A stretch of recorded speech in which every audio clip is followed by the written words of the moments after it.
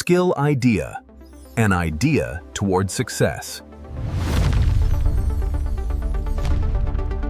जो चैप्टर हम लोग 1 पढ़ रहे थे उसी के चैप्टर का खंड ग पढ़ेंगे, ठीक है, जिसमें आपसे जल के बारे में पढ़ना है। जल संसाधन आप लोगों को पता है ना, तो हम लोग किसके बारे में पढ़ेंगे? जल के बारे में। जल एक संसाधन है, आप लोग पता है ना? हाँ, जीवन सिखाता है कि जीवन देता है? जल हमें जीवन सिखाता है कि जल जीवन देता है? चलिए तो ध्यान से समझिएगा आप लोग कुछ चीजें। आज हम लोग जो पढ़ेंगे चैप्टर, जो आप लोग चैप्टर फर्स्ट जो पढ़ रहे थे हम लोग, क्या भारत में संसाधन है उसके उपयोग एवं उसके क्या उपयोग। हम इसमें कृषि पढ़ चुके थे, मृदा पढ़ चुके थे, आप किसके बारे में पढ़ेंगे? जल के बारे में, ठीक है।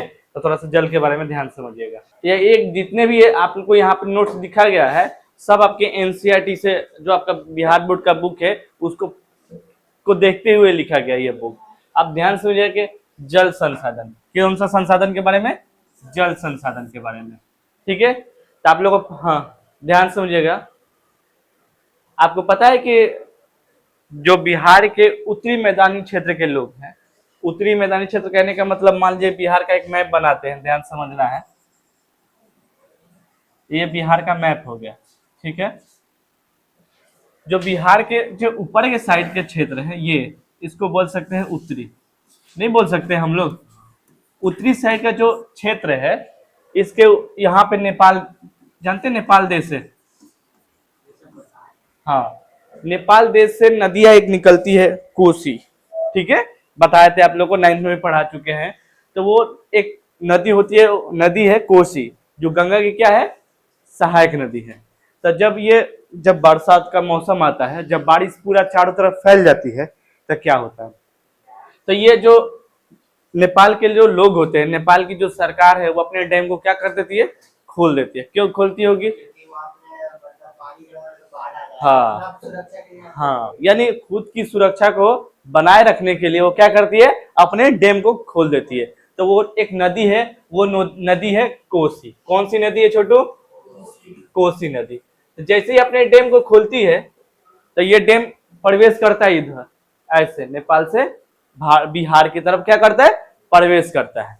जैसे प्रवेश करता है तो इसके बारे में होता है क्या? जैसे प्रवेश करता है तो आप एक ही बार ध्यान दीजिए, पानी का जब स्तर बढ़ जाता है, पानी का स्तर क्या हो जाता है? बढ़ जाता है, तो क्या होगा? बाढ़ आने लगेगी। तो इस साइड के जितने भी क्षेत्र हैं वो बाढ़ से ग्रसित हो जाते हैं। क्या हो जाते हैं?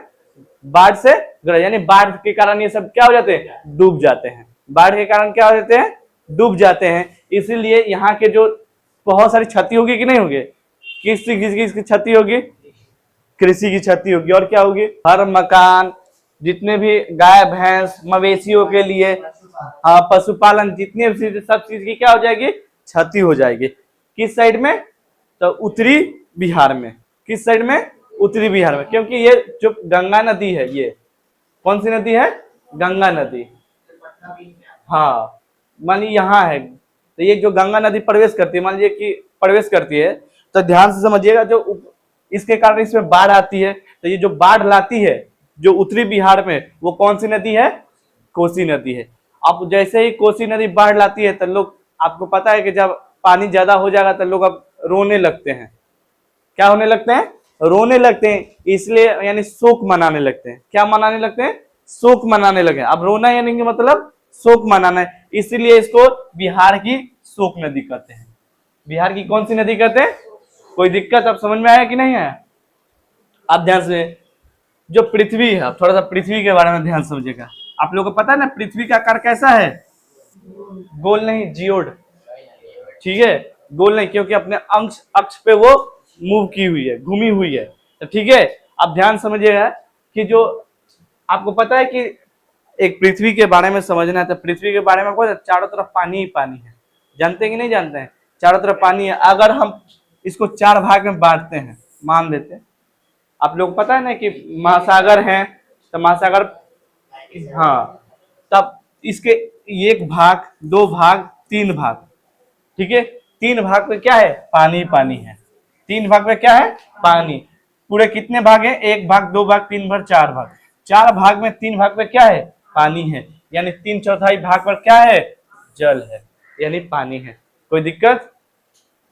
अब ध्यान सुनिएगा, ये आपसे एग्जामिनर पूछेगा कि जल कैसा संसाधन होता है। कैसा संसाधन है? नवीकरणीय संसाधन। क्योंकि ये अभी क्यों नवीकरणीय संसाधन है? क्योंकि इसकी मात्रा बहुत अत्यधिक मात्रा में है, और साथ ही साथ आपके वर्षा से पानी आता है, बहुत सारे प्रकार से पानियों को हम लोग क्या करते हैं, उपयोग कर सकते हैं। इसलिए ये न कभी खत्म होने वाला, हाँ ये बोल सकते हैं कि जो मीठे पानी है, इस जो पीने योग्य पानी है, उस वो खत्म हो जाने से दिक्कत है। समझ रहे हैं कि नहीं? अगर मीठे पानी की को पीने से क्या हो जाएगी, अगर हम दिन पर दिन क्या हो रही है, खपत हो रही है, तो खपत होने से क्या होगी, उसकी कमी हो सकती है, पर जल की कभी कमी नहीं हो सकती। अब ध्यान से, पृथ्वी के अधिकतर स्तर पर जल की उपस्थिति के कारण पृथ्वी को नीला ग्रह कहा जाता है। अब मान लीजिए ये लिखा है नीला ग्रह के बारे में। किसके बारे में छोटी? नीला ग्रह। नीला मीन्स ब्लू, ठीक है। अब ध्यान समझिएगा कि अभी हम आप लोगों को बताएं कि 3 भाग पे क्या है, पानी ही पानी। जब हम इसको ऊपर से देखते हैं, जब हम इसको अंतरिक्ष से देखते हैं, जब पृथ्वी की तरफ देखते हैं, तो ये पूरा पानी किस प्रकार का दिखाई देता है, नीला कलर का। किस कलर का? नीला कलर का। इसलिए पृथ्वी को कौन सा ग्रह कहा जाता है, नीला ग्रह। कोई दिक्कत? ध्यान समझिएगा। अब आया कि पृथ्वी को नीला ग्रह क्यों कहा जाता है, तो पृथ्वी को क्वेश्चन पूछेगा, पृथ्वी को नीला ग्रह क्यों कहा जाता है। हाँ, यानी पृथ्वी, जो पृथ्वी है, जो हमारी पृथ्वी है, इसके 3/4 भाग पर क्या है, पानी है। अब जैसे इसको अंतरिक्ष से देखा जाता है, तो ये देखने में क्या लगती है, किस कलर की, नीला कलर की। इसलिए इसको कौन सा, अब मान लीजिए जितने भी घास फूस के मैदान है, वो किस कलर का दिखाई देंगे, हरा कलर का है। आया समझ में कि नहीं? तो ये कोई दिक्कत इसमें, कोई दिक्कत आप लोग को? आगे बढ़ते हैं।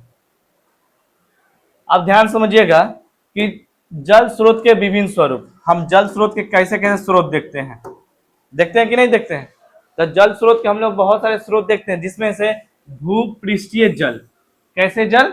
भूपृष्ठीय जल। ये कैसे जल होते हैं? ये जो जल होते हैं वर्षण वाले जल होते हैं। कैसे वाले? बारिश वाले। आप जल देखते हैं कि खूब बारिश में आप लोग स्नान करते हैं, चमक चमक के डांस करते हैं कि नहीं बारिश के समय।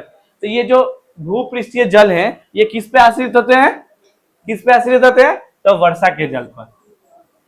किसके जल पे छोटू? वर्षा के जल पे। अब ध्यान समझिए कि क्यों।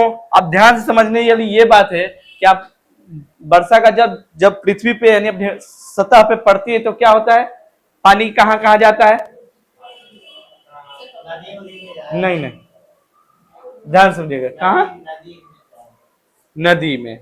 और चिंटू?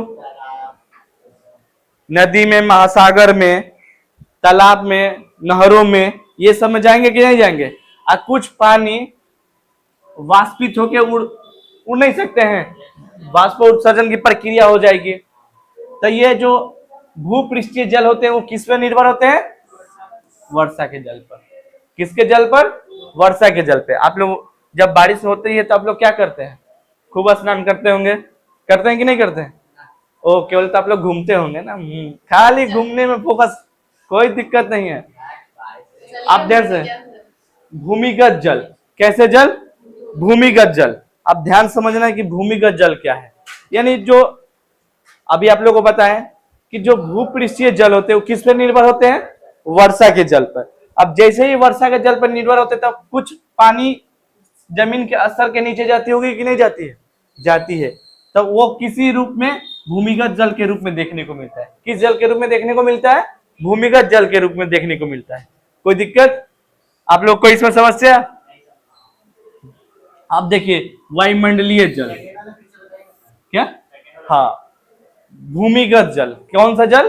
भूमिगत जल। आपको पता है कि जो भूपृष्ठीय जल होते हैं, मान लीजिए कि एक जगह बारिश हो रही है, ये मान लेते हैं, ठीक है, बारिश होती है, इस सतह पे गिरती है, तो ये पानी यहाँ पे एक जगह जमा हो गए, मान लेते हैं, सपोज मानते हैं ये जमा हुई पानी यहाँ पे। अब ध्यान समझिए, ये इसमें पानी निकल के कुछ नदियों में मिल जाएंगे, झीलों में मिल जाएंगे, तालाबों में मिल जाएंगे, नालियों में मिल जाते हैं। बारिश का जब पानी आता है तो नालियों में बढ़ता है, आप लोग देखते होंगे, ये आप लोग को दैनिक जीवन में देखने को मिलता है। पर ये कुछ जल एक गड्ढे में इकट्ठा होकर धीरे धीरे वो श्रवण की प्रवृत्ति से मैंने स्रावित होकर जमीन के निचले स्तर पर चले जाते हैं। आया समझ में? निचले स्तर पर चले जाते हैं, जिस कारण ये भूमिगत जल के रूप में देखने को मिलता है। क्योंकि बारिश एक दिन नहीं ना होती है, बारिश एक दिन होती है नहीं। हाँ, आप देखिए वायुमंडलीय जल, ये धीरे धीरे समझ में आएगा आप लोग के वायुमंडलीय जल क्या है। तो वायुमंडल से भी आप लोग को जल मिलता है कि नहीं, यानी वर्षा के तौर पर आप लोग को वायुमंडलीय से भी जल मिलता है। अब मां ध्यान से समझिएगा, अभी आप लोगों के बगल में नदी है, देख रहे हैं नदी, तो नदी में क्या क्या चीजें हैं, तो नदी में देखने को मिलता है कि सर पानी का स्तर घट रहा है, पानी का स्तर पहले जैसा नहीं है। अभी गर्मी कितना तेजी से चल रहा है, तेजी से, तब वाष्प बन के ऊपर जाएगा तो पानी फिर तो कहीं ना कहीं आएगा ना, तो वायुमंडल में जाएगा। तो वायुमंडल में जैसे जाएगा तो ये पानी यहीं बरसेगा, ये तो निश्चित नहीं है। ये बारिश या पानी हमारे यहाँ से जल वापस हुआ तो क्या यहीं बरसेगा? नहीं, ये कोई इसका निश्चित सीमा दायरा नहीं है। तो ये क्या हो जाएंगे, हाँ कहीं भी, यानी बादल का रूप लेके ये कहीं दूसरी जगह जाएंगे और वहां बारिश करें। ये कौन से जल हो गए? कोई दिक्कत? अब पढ़ना है महासागरीय जल के बारे में। यानी आप लोग देख रहे हैं कि बहुत, हाँ सेम ही, यानी आप लोग को बस इसके स्रोत देखना है कि आप लोग कौन कौन से स्रोत देखने को मिलता है आप लोग को।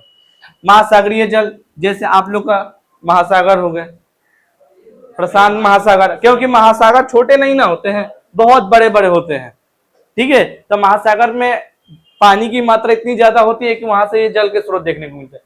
अगर हम सिंपल शब्दों में बोले, किस शब्दों में? सिंपल, आप जल स्रोत के स्वरूप कहाँ कहाँ देखते हैं? तो आप बोलिए सर हम तालाब में देखे हैं, क्योंकि हम खूब तालाब में मछली मारते थे, कि डूबने की कोई शंका नहीं है। आप बोलेंगे सर झरनों में तो होता है सर, होगा कि नहीं? आप बोलिएगा नहीं सर, झरना छोड़िए, नदी में भी तो होता है, देखने को मिलता है कि नहीं मिलता है? सर महासागर में भी तो जल देखने को मिलता है कि नहीं? ये बात सही है कि नहीं है?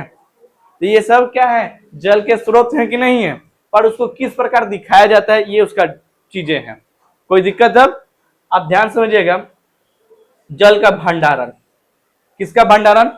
आप लोग से क्वेश्चन है, आप जल का भंडारण बोल देंगे कि चिंटू या क्रिस जल का भंडारण करना है, तब क्या कीजिएगा जल के भंडारण के लिए? दिमाग लगाइए, क्या करेंगे जल का भंडारण करने के लिए?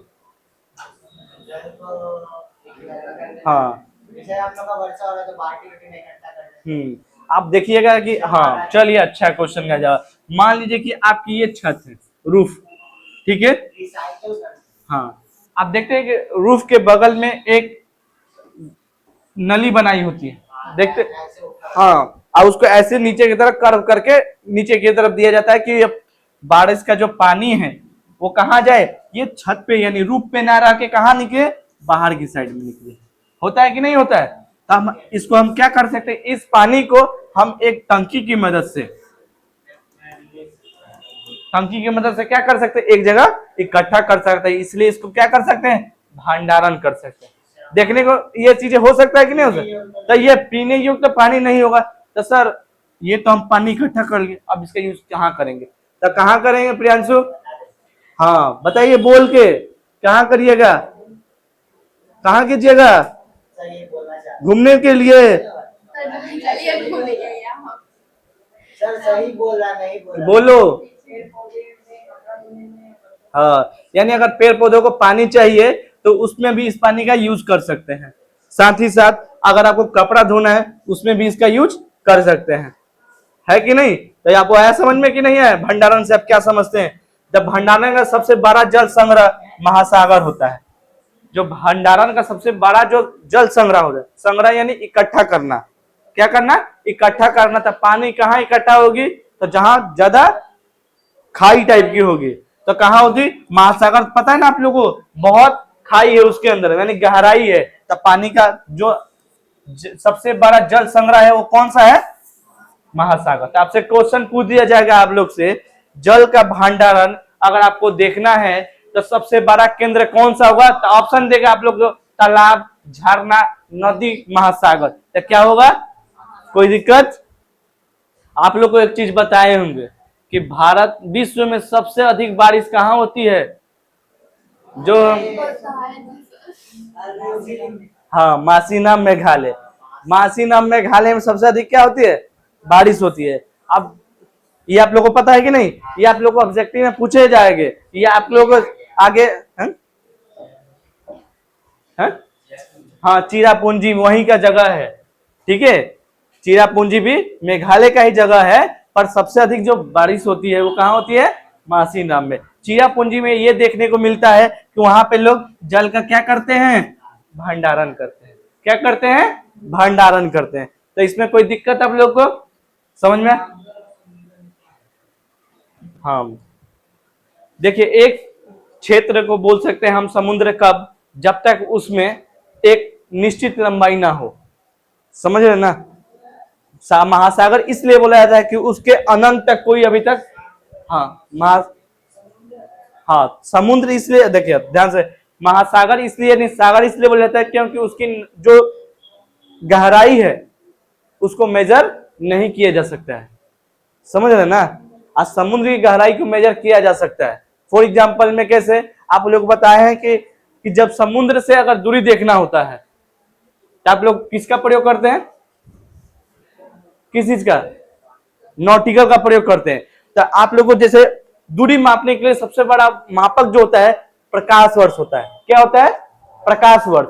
तो ये होता है कि दोनों इक्वली सेम ही है, ऐसा नहीं है कि दोनों अलग अलग है, ठीक है। दोनों सेम ही है, समुद्र बोलिए चाहे महासागर बोलिए, दोनों सेम ही है, पर हम इस तौर पे बांट सकते हैं। समझ में आया कि नहीं? यानी दोनों इक्वल ही है, क्योंकि समुद्र भी बोल सकते हैं क्योंकि वहां पे पानी हो क्या है? जल संग्रह, यानी यहाँ पे समुद्र भी हो सकता है, कोई दिक्कत नहीं है, ठीक है। ऐसा कोई दिक्कत नहीं है कि दोनों सेम ही है, पर हम ऐसे अपने आप को मेजर करके समझा सकते हैं, ठीक है। अब ध्यान समझिएगा, अभी हम लोग ऊपर में क्या पढ़े थे? पहला भूपृष्ठीय जल। तो हम बताया था कि भूपृष्ठीय जल किस पे डिपेंड होते हैं हम लोग? वर्षा पर। इसका मूल स्रोत क्या है? वर्षण यानी वर्षा। वर्षण यानी वर्षा पे है, ठीक है। अब देखिए, आप लोगों को कुछ देर पहले भी बताए थे कि जो पानी है, जब बारिश का पानी जब नीचे आता है बूंद करके, तो एक जगह आता है जब समतल पे आता है, स्थल पे आता है, तो आप देखने को मिलता है ना कि वह यहाँ पे कहीं पानी इकट्ठा भी होता है, ठीक है। तो जो वर्षा का जो जल होता है, जो पानी यहाँ पे आता है, तो क्या फिर वो जाता होगा तो कितना परसेंट पानी ऊपर की तरफ चला जाता है? 20% वाष्प के तौर पर कहाँ चला जाता है? फिर वही मंडल में चला जाता है, ठीक है। आगे दे, कुछ अंश भूमिगत हो जाते हैं, कुछ अंश क्या हो जाते हैं? भूमिगत हो जाते हैं, यानी भूमिगत यानी भूमि के अंदर चले जाते हैं, ठीक है। अधिकांश जल कहाँ चले जाते हैं? नदी में, झील में, नालों में, तालाबों में मिल जाते हैं। ये देखने को मिलता है कि नहीं मिलता है? जब बारिश आता है पटना में तो देखते हैं कितना कचरा है। जब बारिश आता है तो आदमी को पता नहीं चलता कि पैर किधर रखे, तुरंत कच्छ से नीचे चले जाएंगे, पूरा नहा लेंगे आप नालियों में। आप बोलिए छोटी नदी में हम लोग क्या किए हैं? स्नान किए हैं, छोटी गंगा में स्नान किए हैं। हम बड़ी गंगा बगल में बह रही है, पर लोग किसमें स्नान कर लेते हैं? छोटी गंगा में, ठीक है। तो जो वर्षा का जो जल होता है वो इसमें देखने को मिलता है कि नहीं मिलता है? चलिए, आप ध्यान समझना है भूमिगत जल के बारे में। कौन से जल के बारे में? भूमिगत जल। अभी बताए ना कि ये अभी ऊपर क्या पढ़ के आए हम लोग? उसी के रूप में इसको देखने को भूपृष्ठीय जल के कारण होता है। ये अभी बताए थे कि नहीं? तो भूपृष्ठीय जल किस पे निर्भर होता है? वर्षा के जल पे, ठीक है। इसे भौम जल के नाम से भी जानते हैं। इसे किस नाम से जानते हैं? भौम जल। भौम यानी भूमि से रिलेटेड चीज है, इसलिए इसको कौन सा नाम? आप देखते हैं कि किसी का नाम रखना है, मान लीजिए किसी का नाम रखना है, किसी का नाम पड़ गया भोला, तब भोला नाम पड़ेगा, इसका मतलब उसको देखा जाएगा, लोग देखेंगे अरे वो तो चुपचाप उदास बैठा रहता है, तो क्या है? भोला है, इसलिए इसका नाम क्या पड़ गया, भोला। अब भूमि से रिलेटेड चीज है, इसलिए उसका क्या नाम रख दिया गया, भौमजल। इसलिए भूमिगत जल को दूसरे नाम से किस नाम से जाना जाता है, भौमजल के नाम से। आप ध्यान से जो 75% मृदु जल अंटार्कटिक, ग्रीनलैंड पर्वतीय क्षेत्र में बर्फ की चादरों या हिमनद के रूप में पाए जाते हैं। कहने का मतलब ऐसे जल का प्रयोग हम लोग करते हैं जिसका अधिकांश जो जल है जिसका हम लोग ज्यादातर प्रयोग कर सकते हैं वो कहाँ पाए जा रहे हैं, अंटार्कटिका में। ग्रीनलैंड जानते हैं आप, जब हिस्ट्री पढ़ेंगे तो आप लोग को बताए होंगे कभी ग्रीनलैंड के बारे में, है ठीक है। आप पर्वतीय क्षेत्र में आप लोग कहते हैं बर्फ की चादरें हो जाती हैं, चादर समझते ना, बर्फ की चादर कहने का मतलब क्या हुआ, चादर लिए ओढ़ लिए हैं, स्नोफॉल क्या, तो इसका मतलब यानी पड़ते जिसे बर्फ गिरती है तो उसकी एक परत की परत नहीं बनती है, इसलिए उसको क्या बोला गया, चादर बोला गया, ठीक है। हिमनद के रूप में, किसके रूप में, हिमनद के रूप में। ये क्या है, ये भी एक प्रकार के बर्फ हो गए, बर्फ क्या हो गए, बर्फ बोल सकते हैं, ठीक है। तो ये देखने को मिलता है भूमिगत जल से। आप ध्यान से यहाँ पे लिखे हैं कुछ उत्तरी गोलार्ध और दक्षिणी गोलार्ध। आपको पता है ये बीच से कट रहा है, इसको क्या बोलते हैं चिंटू पांडे, भूमध्य रेखा। चलिए कुछ तो जानते हैं आप लोग, भूमध्य रेखा। चाहे इसको और क्या नाम से बोल सकते हैं, 0 डिग्री क्या, और इसको किस नाम से, विषुवत रेखा के नाम से नहीं बोल सकते हैं, बोलते हैं कि नहीं बोलते हैं चिंटू, 0 डिग्री। आप ध्यान से सुनते हैं, ये आप ध्यान से समझिए, ये उत्तरी गोलार्ध, ये दक्षिणी गोलार्ध। आप ध्यान समझिए हम लोग उत्तरी गोलार्ध में कि दक्षिणी गोलार्ध में, हम लोग उत्तरी गोलार्ध में, माने आप इसके ऊपर रहिए तभी तो आप बोलेंगे कि नहीं कि आप उत्तरी साइड में हैं। आप जस्ट इसके नीचे रहिए, हाँ ऊपर ही होगा, जस्ट उसके क्रॉस किए तो आप लोग ऊपर, यानी अभी बता रहे हैं। आप ध्यान समझिएगा कि जो जितने भी मैदानी क्षेत्र हैं, जितने भी भूमि स्थल क्षेत्र हैं, ठीक है, जितने भी क्या भूमि स्थल क्षेत्र हैं, तो आपको ध्यान में समझना है कि मैप को एक बार ध्यान से देखिए, देखिए उस मैप को, उसमें मैप दिखाई दे रहा है, उस मैप को ध्यान से देखिए, देखिए लो उस मैप को, देख लिए लो। अब मान लीजिए इक्वेटर खोजिए लो, तो इक्वेटर किसको क्रॉस करता है, तो अफ्रीका कॉन्टिनेंट को करता है कि नहीं करता है। तो अफ्रीका कॉन्टिनेंट कौन सा है चिंटू, तो वो बीच वाला लिखा होगा, ब्लैक कलर में लिखा है वहां पे अफ्रीका कॉन्टिनेंट। वहां से यानी देखिएगा कि वहां से काट दिए बीच से, इमेजिन कीजिएगा कि हम सर हैं, बीच से काट दिए, ठीक है, सर बीच से उसको काट दिए, ठीक है। अब उसके ऊपर देखिए कि सबसे अधिक स्थल ऊपर साइड में है कि नीचे साइड में है, ऊपर है, यानी पानी की मात्रा ऊपर ज्यादा देखने को मिलेगी कि नीचे, मारेंगे तो उड़ा देंगे यहीं से, नीचे देखने को मिलेगी, क्योंकि यहाँ पे भूमि है ही नहीं, यानी चारों तरफ क्या है, केवल पानी ही पानी है। क्वेश्चन पूछ दिया जाएगा कि आपसे, क्वेश्चन हम पूछ रहे हैं कि बताइए कि उत्तरी गोलार्ध और दक्षिणी गोलार्ध में आपको तुलना करना है कि सबसे अधिक जल कहाँ है, किस क्षेत्र में है, तो किस क्षेत्र में है, दक्षिणी गोलार्ध में। आया समझ में, इसमें कोई दिक्कत,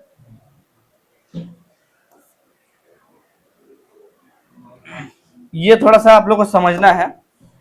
अब देखिए भारत में प्रतिवर्ष यानी कहने का मतलब प्रत्येक एक साल में 4000 घन किलोमीटर जल वर्षण होता है, माने इतना जल वर्षण होता है, कितना होता है, 4000 घन। आप लोगों को पता है कि जो मासीना मेघालय के बारे में पढ़ाए थे, क्या पढ़ाए थे, मासीना मेघालय का सबसे विश्व में सबसे अधिक वर्षा मासीना मेघालय में, तो वहां पे सबसे अधिक वर्षा का क्या होता है, औसतन होता है, मैं सबसे अधिक वर्षा वहां होगी तभी ना उसका औसतन घनत्व तो क्या होगा, ज्यादा होगा। ठीक उसी बात आपको पूरे भारत में प्रतिवर्ष इतना % वर्षा दिखी जाती है, कितना, तो 4000 घन किमी में, तथा 1869 किमी जल भूमि पृष्ठीय जल से प्राप्त होता है। किससे प्राप्त होता है, तो घन जल भूमि पृष्ठीय से प्राप्त, यानी जल से ही प्राप्त होता है, जो भूमि के पृष्ठीय क्षेत्र में क्या होते हैं, समाहित होते हैं। आपको पता है कि भूपृष्ठीय के बारे में बताएं आप लोग को कि ये पानी कहाँ से प्राप्त होता है? जल से। तो ये जल पानी जब नीचे आता है यानी स्थल पे आता है, जमीन पे आता है, फिर पृथ्वी पे आता है, तब पानी तो कहीं संचित होता होगा। तो उसको देखने के लिए इतना देखने को मिलता है 1869। पर ये 1869 घन किमी। भारत में जल भंडारण क्षमता 174 अरब घन मीटर है। देखिए भंडारण क्षमता कहने का मतलब क्या हुआ? भंडारण क्षमता कहने का मतलब आपके पास कैपेसिटी है। क्या है? कैपेसिटी है कि आप इतना 174 अरब घन मीटर पानी को क्या कर सकते हैं? एब्जॉर्ब, स्टोर कर सकते हैं, माने एक जगह रख सकते हैं। कितना? 174 अरब घन मीटर। कोई दिक्कत? अब ध्यान, तो क्वेश्चन पूछ जाएगा कि भारत में जल भंडारण क्षमता कितना है? 174 घन मीटर। अब ध्यान समझना है कि नदियों की रैंकिंग, अब मान लीजिए कि रैंकिंग निकालते हैं आप लोग, जैसे टॉप करते हैं क्लास में, तो आप लोग कभी रैंकिंग निकालते हैं, तो आप लोग भी तो कोई आदमी नीचे से टॉप करता होगा। कोई करता हुआ है कि नहीं? अलग अलग काम अलग अलग लोग कर सकते हैं। अब ध्यान समझिएगा, तो इसमें क्या होगा, अगर नदियों की पूरे विश्व में अगर नदियों की रैंकिंग बताएं पूरे विश्व में, आप लोग से क्वेश्चन है, जो क्वेश्चन का जवाब देगा उसको मेरे तरफ से कुछ भी नहीं मिलेगा। अब ध्यान समझिएगा कि चिंटू से क्वेश्चन है, चाहे प्रियांशु से, कि गंगा की लंबाई कितनी है, ब्रह्मपुत्र की लंबाई कितनी है? 25-25 किसकी? गंगा की 25-25 लिख देते हैं। चलिए ब्रह्मपुत्र का बताइए। 17 मारेंगे तो गिर जाएगा। 18 हाँ 2900 है। ये आप लोगों को 9th में पढ़ाए थे। 2900 समथिंग है, माने 2900 ध्यान में रखना है। तो वही आप लोग को, बस आप लोग को पता है पर ध्यान नहीं है। अब ध्यान से तो नदियों की रैंकिंग निकाला गया, ठीक है, कि नदियों की रैंकिंग निकाला गया, उसमें गंगा है 10वें नंबर स्थान पर और ब्रह्मपुत्र कितने नंबर स्थान पर? 8वें नंबर स्थान पर। अगर पूरे विश्व में एक रैंकिंग निकाला गया किस चीज का, तो नदियों, कौन सी नदी सबसे बड़ी है, कौन सी नदी सबसे बड़ी है, उस रैंकिंग में 10वें नंबर पे कौन सी नदी है? 8वें नंबर पे। कोई दिक्कत? विश्व की सबसे बड़ी नदी। चलिए ठीक है, तो वो टॉप 1 पे होगी कि नहीं होगी? क्योंकि उसका क्षेत्रफल क्या होगा? ज्यादा होगा। तब आप लोग को ये ध्यान में रखना कि गंगा की लंबाई कितनी है? 25-25, ठीक है।